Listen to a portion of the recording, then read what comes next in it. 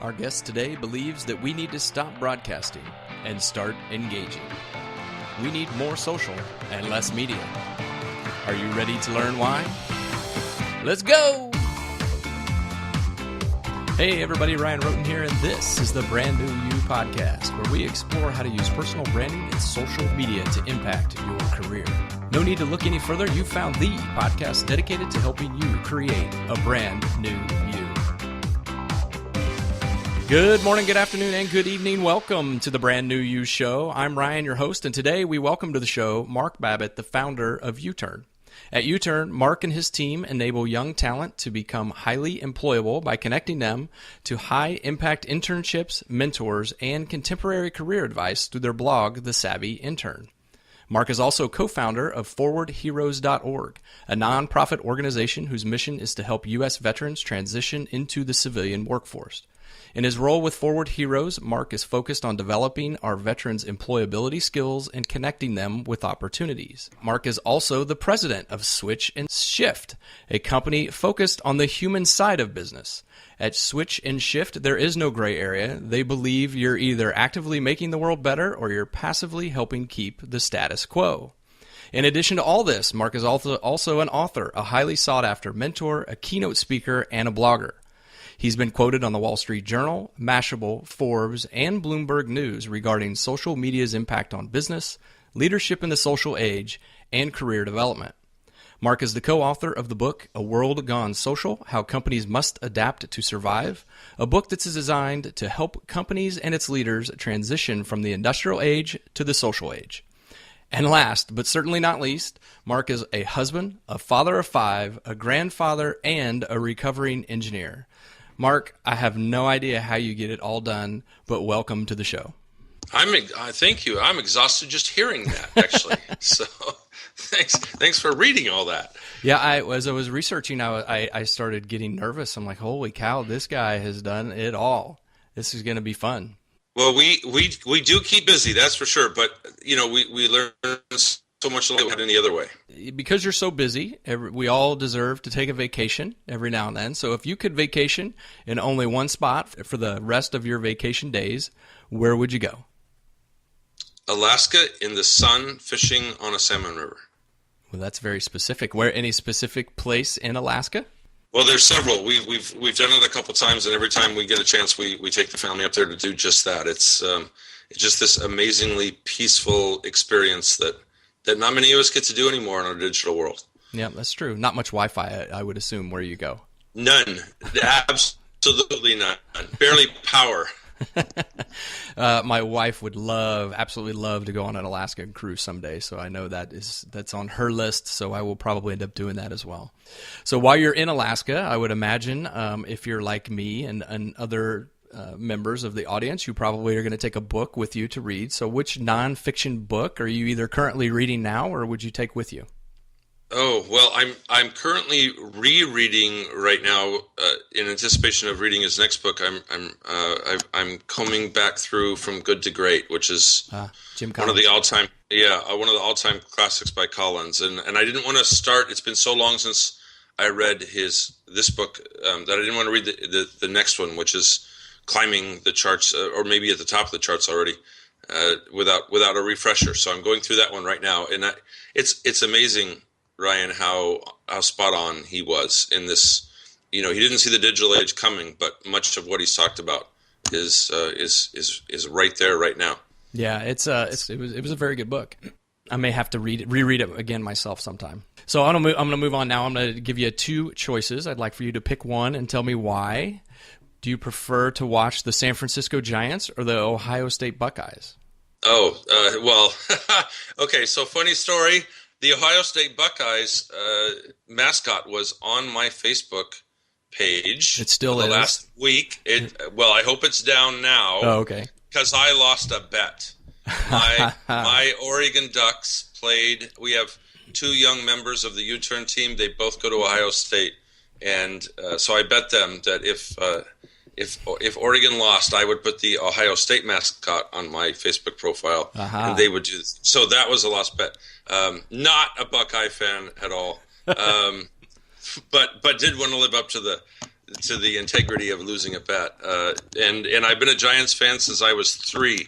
So I've got to win one and lose one this year. I'll take it. All right. Okay. So that explains it. I couldn't find anything else on Ohio State anywhere about you, but now I thought, you know it's why. on his profile, so he must really like him. I get it. All right. So I think you already answered this one, but when you're in Alaska, are you going to go fishing or hunting? Oh, that's actually a tough one, but probably fishing, because I can do it with every member of my family, even the little grandkids, where hunting is more of a, that's an older person kind of thing. Okay. So if you were going to hang out with, if I gave you 2 types of people to hang out with, who would you prefer to hang out with? The relentless givers or the ask holes? And before you answer, let me make sure everybody understands. I said ask as in ASK, the ask holes. Well, you have done your research. I can't tell you how impressed I am.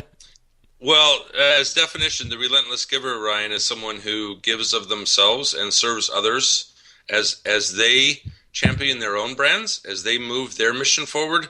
They're also very giving, and they help others succeed as well. And together we all grow. Where the ask hole with a K is a person who, the first time they tweet you, and I've had like 6 of these today, so that's why I laughed. The first time they talk to you on Facebook or Twitter is, "Hey, we'd really like you to read the book and do a review. Great to meet you." Like, wait a minute, we just met, man. Come on. Right. Take the time, please. Shake my hand digitally, build a relationship. And if it's mutually beneficial, then let's talk about helping each other. But to throw out the ask on the first communication, unacceptable. Yeah, I think you said I attended one of your webinars a couple weeks ago, and that's where the ask hole came up. But I think you also said social media is kind of like an enabler. If it's inside of you, eventually it's going to come out. That's right. And I think that's where those ask holes come from. That social media, unfortunately, enables them, but it also enables a whole bunch of good stuff too that we'll talk about here in a little bit. Yeah, well, let's face it, Ryan. You know these types. If we don't have any filters in our non-digital lives, we're probably not going to have any when we're hitting the keyboard either. So, yeah. Yes, there is some good, but there's also some, there's some frustrating behaviors once in a while on social, for sure. Yeah, that's true. So, last one. If you could, and you attend one or the other, which one would you prefer to go to? A networking event or a Twitter chat? Ooh, that's a tough one. See, well, okay, so a little bias. I am basically an introvert, or I guess a situational introvert, which means that I can do the networking thing, but really I'd rather be sitting at my desk in front of a fire, watching a game, pounding the keyboard, than having to be socially interactive. So sometimes the introvert side of me sneaks out. So I guess for that, just to be, completely honest, I'd probably rather be on a Twitter chat. Speaking of Twitter chats, YouTern holds every Monday night a Twitter chat that's #InternPro. So it's for people who have no idea what I'm talking about when I say Twitter chat, what is a Twitter chat? Well, a Twitter chat is typically a 60-minute conversation held exclusively on Twitter or a Twitter API-driven tool like TweetDeck or Hootsuite or CrowdChat. And we tackle one topic over those 60 minutes. So a community rallies together. It's usually a pretty good mix. Certainly this is the case on Intern Pro or Social Biz Chat, Job Hunt Chat, where it's a good mix of both experts. In the career space, it might be resume writers, recruiters, career coaches, and those looking for a job or an internship. And all we do is talk about that topic that night, stay very focused on one thing so we can all learn from each other. It's essentially peer-to-peer mentoring on steroids. And it's 60 minutes of nonstop action. And it's actually, Ryan, what got me hooked on social media was I attended a Twitter chat and met 200 people I would have never met otherwise. Never. And it just hit me like a ton of bricks how much the world had changed and how much more we could do now.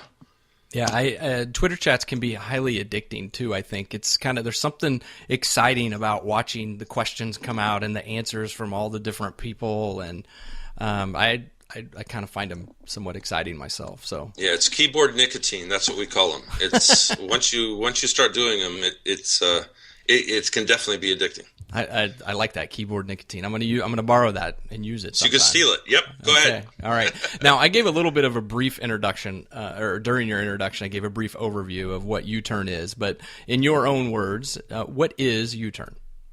Well, YouTern, we founded YouTern because we learned, and I've been in the online recruiting space now since 1999, and one of the things that we've learned, although there's so much good about job boards and how disruptive that technology was, and social media came along and turned that whole process on its ear, but all the way through that, we kind of took the human out of human resources. Amen. All we had to do was click that apply now button 200 times. And when the economy was better, something good would happen. We didn't have to build relationships anymore. We didn't have to seek out mentors. We didn't have to self-learn new technologies and new software. If you had the right education and you were breathing, chances are you were going to get a job. And we saw this coming. We started talking about YouTern in 2008. About the time the recession really started hitting, and we said, guys, we got to launch this, because the networking, the relationship building, the mentorship, that's all going to become so important and very quickly. And so we were lucky enough to be kind of on the leading edge in this area, and we know now, Ryan, that's how we build careers. It isn't about the job board anymore. It's about and it's not even that whole thing about it's not what you know, it's who you know. Well, it goes past that now. It's who knows you well enough to refer you.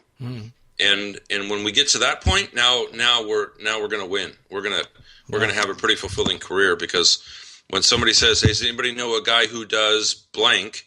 and you do that, and they trust you and they like you, you've proven yourself trustworthy and likable, and you're looking for your next opportunity, you have an in that nobody else does. Good.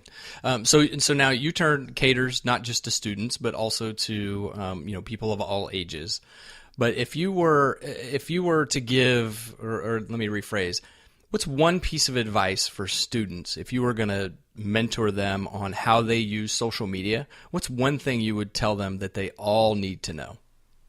Well, especially on social media, we're kind of in phase 2 of social media.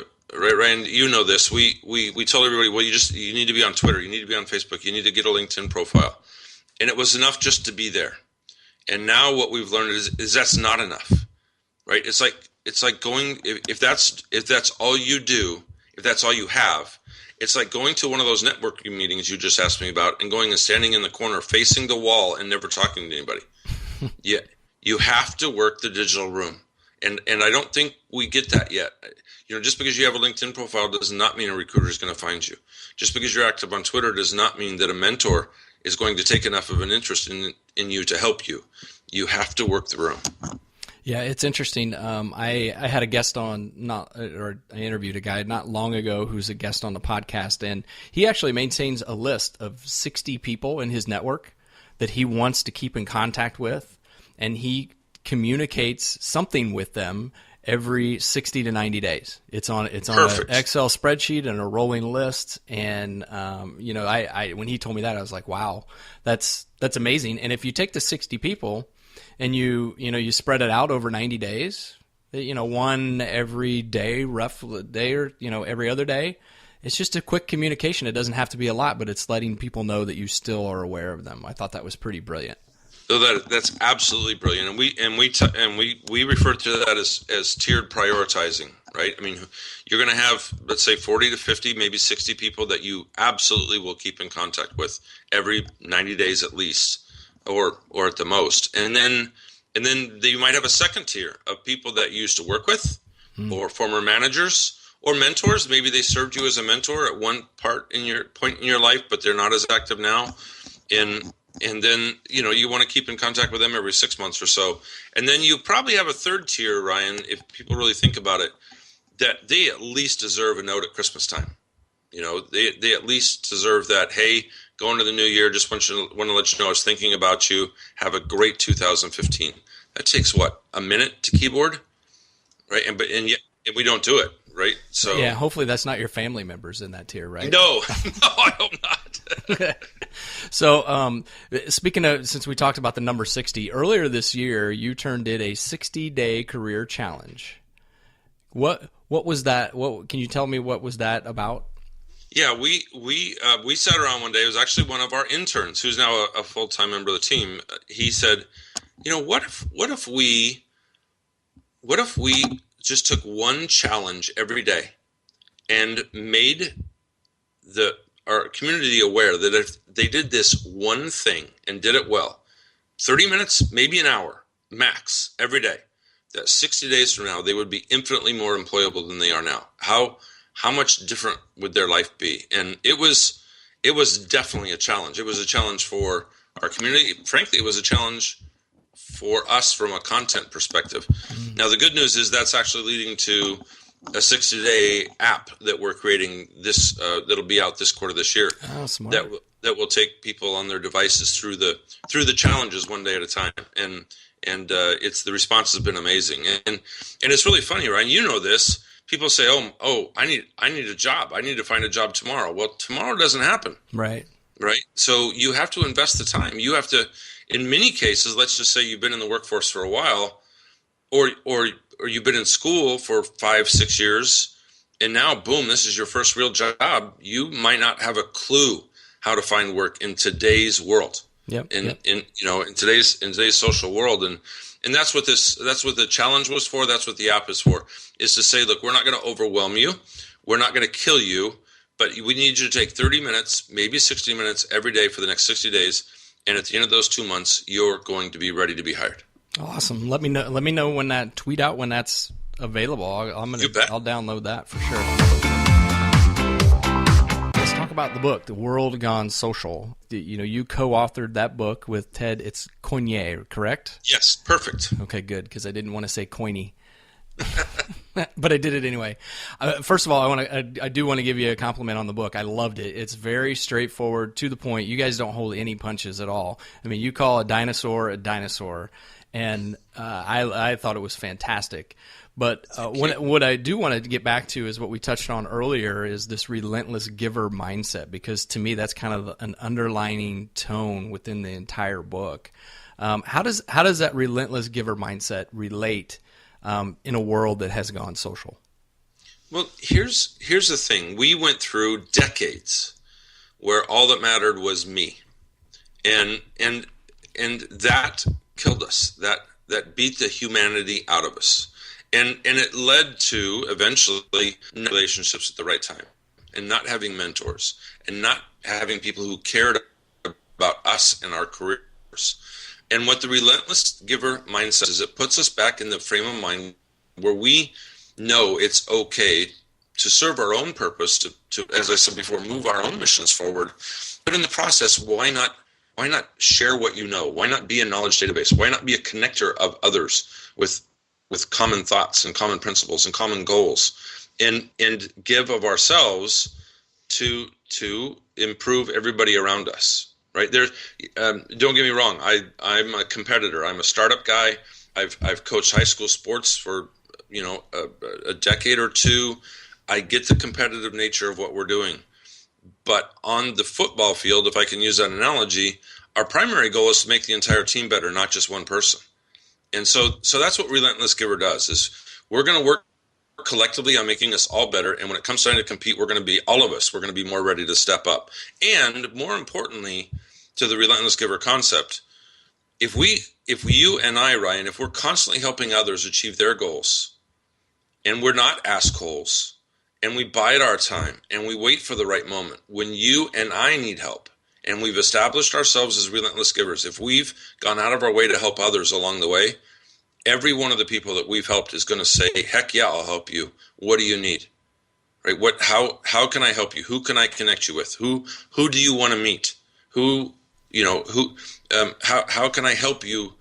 In our case, maybe publish a book or promote a book. I mean, there's so many good things that can happen once we built that networking karma up. that it's just a no-brainer in today's social world. How does an industrial age company, a dinosaur, as you refer to them in the book, how do they even start down the path of becoming relentless givers when say mostly the senior leadership team is we'll say old school? That's a tough one, and it's going to remain tough. And here's what we found is a lot of times we talk about top-down leadership. And in the social age, what we're learning is it's almost a middle out.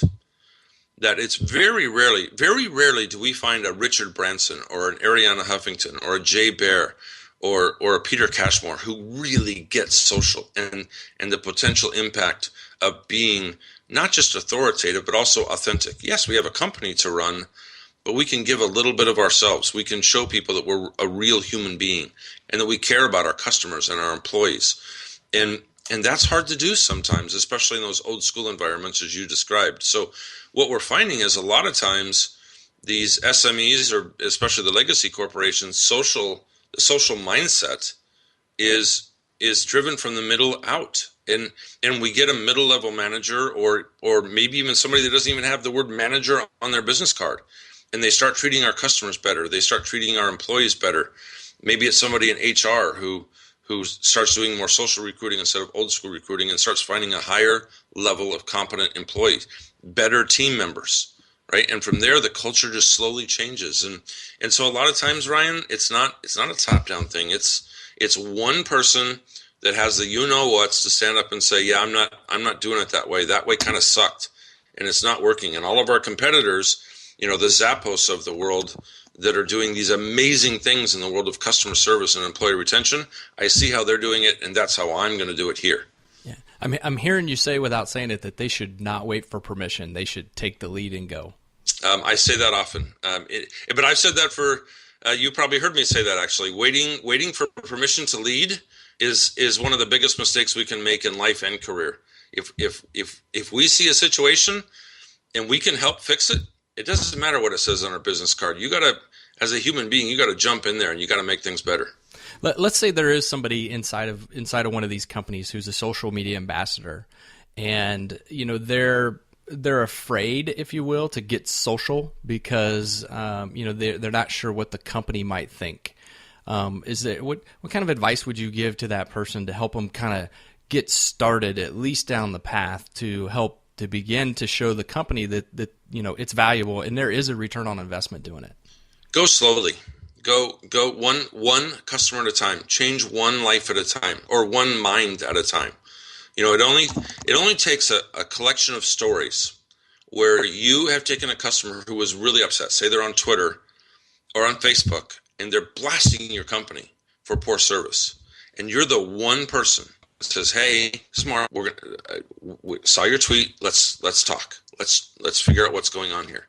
In a short amount of time, or at least a reasonable amount of time, you fix that problem. You do a situation, provide a solution. Boom. Now that person says, "Well, look, I was angry, but there's one person at that company that made a difference, and I felt it, and he cared or she cared, and now I'm a fan of the brand again." If you can collect stories like that and show impact, and eventually assign ROI to it. Number of customers lost, number of contracts that would have been lost, number of referrals gained from this person who used to hate us and now loves us and is talking about what a great experience they just had. Now they're back on Twitter again. Happens all the time, Ryan. That same person who was complaining, 94% of the time, they're going to go back and go on Twitter and go, okay, yeah, I was mad, but now look what happened. This one person made a difference. And so if you can collect those stories, and eventually take it to, and you go to HR and you say, look, we're going to hire a customer service rep, but I'd like to make some changes to the job description. I'd like them to be socially capable. I'd like them to be at least socially aware that we have a new way to listen. We have a new way to communicate and make that part of the culture moving forward. That's how it's done. So let's make the leap and say that we can get an old industrial age company to make the jump and they become more of a social company. How do job seekers determine whether or not a company is really social? I mean, how do they find out the real information about a company that they might want to go work for? Well, that's a great question, and so important to job seekers now because Ryan, it used to be that we simply had to take the company's word for it, right? Whatever it said on the careers page or on the pamphlet or on the job description, that first paragraph, ABC company is a dynamic, fast-paced, blah blah blah. Of course and they are. Almost always it was a bunch of crap, right? Companies put that on their job descriptions for the same reasons that job seekers put hardworking, detail-oriented, proficient in Microsoft Office Suite. They say those things because they think they're supposed to, not because they're true, right? So social allows us to filter all that out, right? We can go to their Facebook page and see how they really treat people. We can go to their LinkedIn profile and see if they're communicating or if they're just sitting there. We can go to Glassdoor.com or Indeed.com and look at the reviews. If it's a customer-facing organization, we can go to Yelp and see how they treat their customers, or maybe don't treat their customers. Right? We have in the social age, we have so many venues available to us to actually learn the real culture of a company, including whether they're truly social or not, if they're just saying that they are. We can learn in 15 minutes on social media now. Yeah, you mentioned Glassdoor, and I know you talk about Glassdoor in the book. What do you think about that? A lot of opinion. A lot of people have the opinion it's just people whining and crying about the company.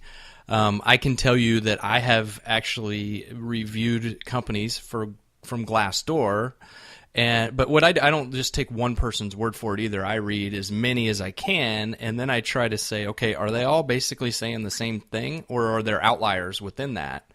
To try to get a determination of what the company's culture is like. Do you think that's even a fair way to go about judging a company's culture, is looking at Glassdoor? Well, let me say it's getting better. Glassdoor's own business model doesn't help them sometimes because if you're a member and you subscribe, then the rumor is that you get a certain number of more positive reviews that go to the top, and so. It's a tough model, and they're not exactly transparent about how it all works, and that doesn't help either. But the reality is that there's going to be people who are not objective on Glassdoor, just like there's going to be people who are not objective on Yelp, right? And one of the nice things about phase 2 of social media is organizations like Yelp and Glassdoor and TripAdvisor, they're taking the time to verify that the person who said they worked at that company really did. That's good. And in the old days, people could get on there and just keyboard anything, right? And it was up to you, as you did, Ryan, or you're able to filter those out. But others never took that step, and they take that one, that reality TV mindset, the biggest screamer wins. That's just not the way the world works, and we're learning that in phase 2 of social. We're learning how to filter, and the service bureaus that are providing this data for us, these reviews, are learning how to verify that these people are real and their opinion should count. So let's assume for a minute then, with all this information that we're able to get from these companies you just mentioned, one of the quotes in your book was that 84% of hires now are a direct result of referrals from somebody in your network, or maybe even within the company. Is it possible these days to get a referral from someone inside a company that, say, today you don't know? Oh, absolutely. And we tell YouTern and coming up at Forward Heroes, we talk a lot about the why we're networking. Why are we doing this social thing? Why are we investing the time? What's the return on investment? And our ultimate goal is to build relationships that are referral worthy. Now, so that's a lot different than just making another connection or getting another Twitter follower or having somebody like us. That's just the digital handshake. That's just the introduction. Our goal on social media is to build referral-worthy relationships. Like we talked about before, does this person trust me enough, respect me enough to put their reputation on the line to refer me? And when we have 5 or 6 of those people in our back pocket all the time, Ryan, now we can get there. And it doesn't happen overnight. It takes a while, right? We have to mine the connections. We have to mine our referral network. We have to say sometimes, we have to ask out loud, hey, I want to work at Starbucks. Does anybody know somebody in Starbucks or somebody at HR in Starbucks? And it takes a while to build those relationships, but that's the way this is really working now. It sounds to me like you're saying that ordinary people can have extraordinary networks. Yes, sir. Thank you. which is, as you know, an acronym for open, or open is an acronym for what you just described: ordinary person, extraordinary networks, and that's a big part of a world gone social is that we live in the testimonial economy now, and what we say about us on our resumes, on our LinkedIn profiles, recruiters know that's just marketing. That's just you selling you. But when you build those testimonials, when you get the endorsements, as the jury's still out on endorsements on LinkedIn, but when people say nice things about you in general, and especially if they walk up to HR and go, look, I hear there's an opening in sales. I have the perfect person. She is amazing. I give me your card. I'm going to have her send you a resume. Boom, you are in the door. And that's what an open network can do for you. And everybody wants to be that person, right? You want to you want to be that person that's on the top of someone's mind when they have that job opening, or when they know somebody that has that job opening. Well, and isn't that a much better position to be in than, I'm going to send another resume through another job board, and ATS is probably going to eat it up, and I'm probably never going to hear from anybody. How do I know? Because of the last 80 resumes I've sent, I haven't gotten one call back. Yeah, exactly. Right? It's just it's a different mindset, Ryan. So, I mean, we're all talking about social and how, you can use it to build networks and leverage those networks, assuming that you're a relentless giver. But is it possible to use social for people to help them establish authority on a specific niche or topic or industry?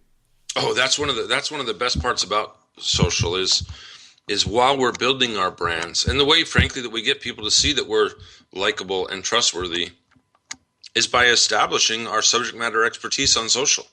I mean, anybody for free now, anybody can have TweetDeck and a Twitter account, Facebook. For almost free, we can have our own domain name, URL, and website. We can certainly have a free about.me and a LinkedIn profile. For free, we can go to LinkedIn groups and based on our niche, express our feelings on a hot topic, or comment on a blog post, or post on LinkedIn Publisher exactly how we feel about a trend within our industry. So the best part about social media, Ryan, is that we can, all of us now, doesn't take a lot of money, doesn't even take that much effort. It takes consistent effort, but it's not an 8-hour day job. We can establish subject matter expertise and become known as the expert, as somebody that might be someday referral worthy. And that's the person, and that's the person you want to become, to be that top of mind person for the next job or opportunity that comes along. Well, Ryan, it also takes one more thing that we don't talk about enough, and that's we have to be confident enough to stick our necks out there, and we have to say how we think. Social media is not a great place for groupthink, although you and I both know it happens all the time. We have to have original thought. We have to have a well thought out answer to a problem. But when we do that, when we come across as empathetic and solution minded and forward thinking, and that whole out of the box cliche, when we establish that on social, we become known as a problem solver, and those are the people that are getting hired right now. Yeah, it's being willing to put yourself out there, I think, is most likely what a lot of people will struggle to overcome. It's all you. It's a mental block that you have, may or may not be real, but getting over that hurdle can be a big challenge for some people. Well, especially for us older guys. I mean, let's face it. As a young engineer in Silicon Valley, if I learned something new, I wasn't going to share it with anybody. That was a competitive advantage. That was something I knew that made me a better engineer than those around me, and that's how the world worked back then. Now we're judged on how well we share, and how well we connect others, and how well we build these relationships. And the world has changed a lot for some of us older guys who it's like Facebook, forget it. I don't want to. I'm going to start sharing of myself on Facebook. No, I'm an old school guy. That's nobody's business but mine and my family's, and it's definitely an obstacle to overcome. Yeah, so I'll share a little quick little story about me. I still struggle with it. I mean, here I am. I have a podcast. I've got a blog, but I still struggle with what are the perceptions going to be of others. And just 2 weeks ago, I was making an update. I got an endorsement from one of my clients who I had just helped him build out a brand new website for him and kind of did some rebranding for him on his site. And he gave me a glowing endorsement, so I was going to add it to my LinkedIn profile. So I went to add it to my LinkedIn profile. LinkedIn had recently had an update where they defaulted back to broadcasting all of your updates, which I had turned off. And because I didn't want people necessarily seeing what I was posting there. So I added the endorsement, and I thought, well, while I'm on LinkedIn, I may as well go ahead and add that I have this podcast too, thinking that it's not going to get broadcast out, right? So as soon as I did it, I hit publish or save or whatever it is, and the next thing I know, I'm getting emails from people saying, hey, congratulations on your new job. And I went and I looked, and it said my new title was host of the Brand New You podcast. I'm like, oh no, nice. What have I done? But I tell you, I was actually very nervous about that. What my company would think, what my peers would think. But the response has actually been overwhelming. People have come to me saying, well, great job. I really love it. Keep it up. It wasn't the response that I was thinking it was going to get. And so I guess the whole point of telling that story is that we should not be afraid to put ourselves out there. That's the way. If we're going to advance, that's what we've got to do these days. Well, it's really funny. We just had this conversation on Social Business Chat or Social Business Hour today, and we somehow vilified personal branding and self-promotion. And so, speaking of not being afraid to stick your neck out there, while everybody else was saying, oh, self-promotion sucks, anybody who self-promotes doesn't really know what they're talking about. I said, wait a minute, from my perspective, why are we all on this chat? There's nothing wrong with self-promotion. It's where's your balance? Where's your integrity? Who are you serving other than yourself? And if 3 out of 10 tweets or updates on LinkedIn, Ryan, are about you instead of somebody else, I'm perfectly okay with that. We have personal brands to nurture and to maintain, and I especially for job seekers, this is a tough market. If you're not willing to talk about you, nobody else is going to be either. And one more thing, Ryan, the positive response you got to that, let's call it a mistake on LinkedIn. Yeah. The positive response shows your position in the market. It shows that you built up that networking karma, and people were happy for you, and people want to see you succeed, and people want to be surrounded by people who are successful. So no surprise to me at all that you got a positive response from that update instead of a negative one. Yeah, I was a little surprised, but then it was kind of me.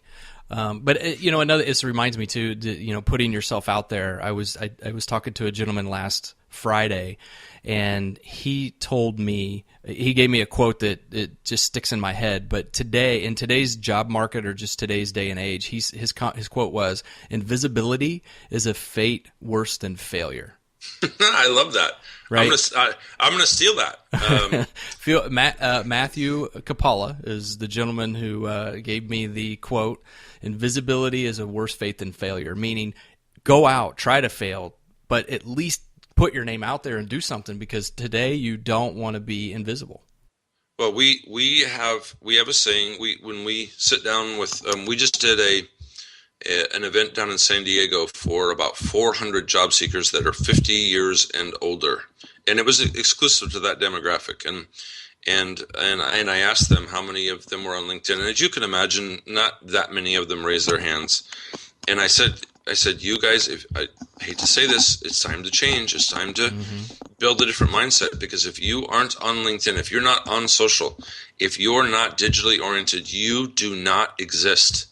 In today's job market, the resume, the black hole, the ATS, the job boards, that's just anonymity waiting to happen. You have to be out there. So I love that quote. Yeah, it's a great quote. I want to wrap up our discussion on your book here, and I'm curious, as an author, as you were doing research for the book, what did you learn that surprised you the most? Well, I think what surprised me the most, I think, was the power of the open network. And when we started researching this, that wasn't even a concept in our mind. And my co-author Ted Koine is the one who came up with that phrase, and I just loved it from the first moment he said it, because it encapsulated all of the people that we were talking to that were doing so well on social media. Not just the early adopters, not just the people who'd already been doing it 5 or 6 years since the dawn of the social age, but people who'd taken that mindset for just the last 3, 4, 5, 6 months, it was amazing the work that they were doing and how fast they were advancing. And there's so many examples of people who said, you know what, I am going to give of myself. I'm going to share everything I know.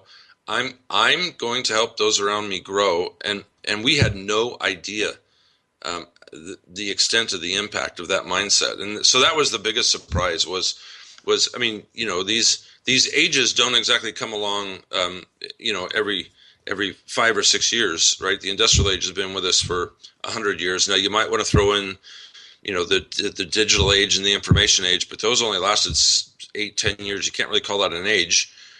So the industrial age has technically been with us for a long, long time, and our feeling is so with the social age. And to have that much impact for that open mindset, to have that much impact in such a short amount of time, blew both Ted and I away. Close here. I'm going to start wrapping up, but before I get to the final couple questions, I would like to know a little bit more. Can you tell us a little bit more about forwardheroes.org? You know, what is it, and how did you get it started? Well, forwardheroes.org we're launching it this year. It is a community that will be built to enable our military veterans to transition from their military careers to the civilian workforce. And there's no bigger demographic in the world right now that is having a hard time in the job market than our military veterans. And it's you know, it's hard. I'm a veteran myself. I have a son serving now. My father served, and so on. It's hard to see these people that have so nobly served our country in some really crappy places in some cases, and then come back and not be able to find a job. And it's not just the job seeker that's impacted. It's their family, it's their wives, it's their children, it's their husbands. It's, you know, and it's not gender specific. It's not age specific. It's across the board. Our veterans are having such a huge hassle finding work and transitioning their soft skills to the civilian world and fitting into the culture in the civilian world.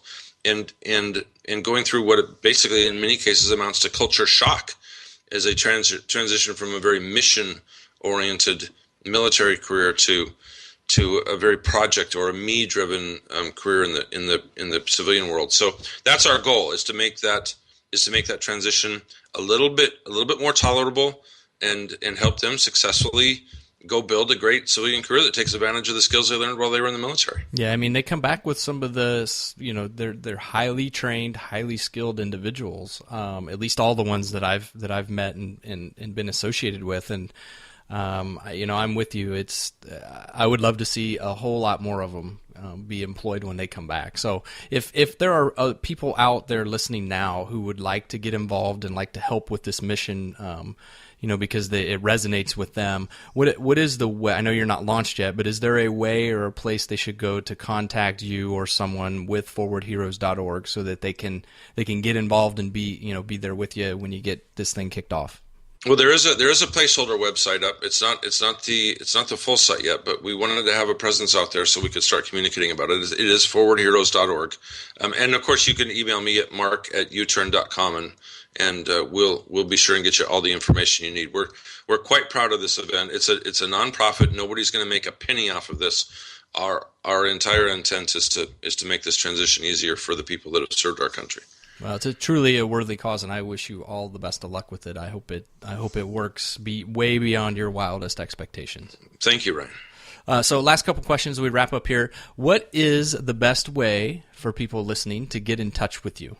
Well, as you know, Ryan, I'm on Twitter quite a bit, so that's probably a good place to start. Twitter handle is Mark S. Babbitt, Babbitt, and we just mentioned the email address.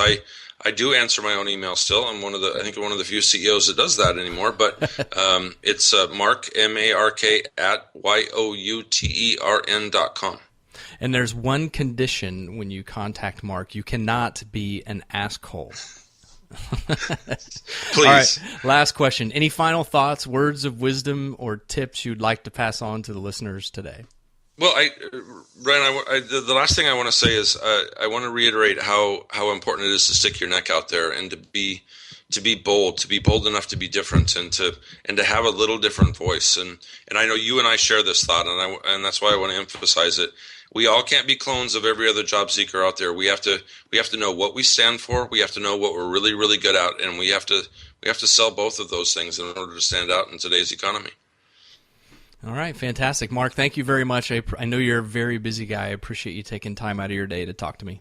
It has been my pleasure, Ryan. Thank you very much. Wow, so much great information today. If you're like me, you were probably taking notes like a madman.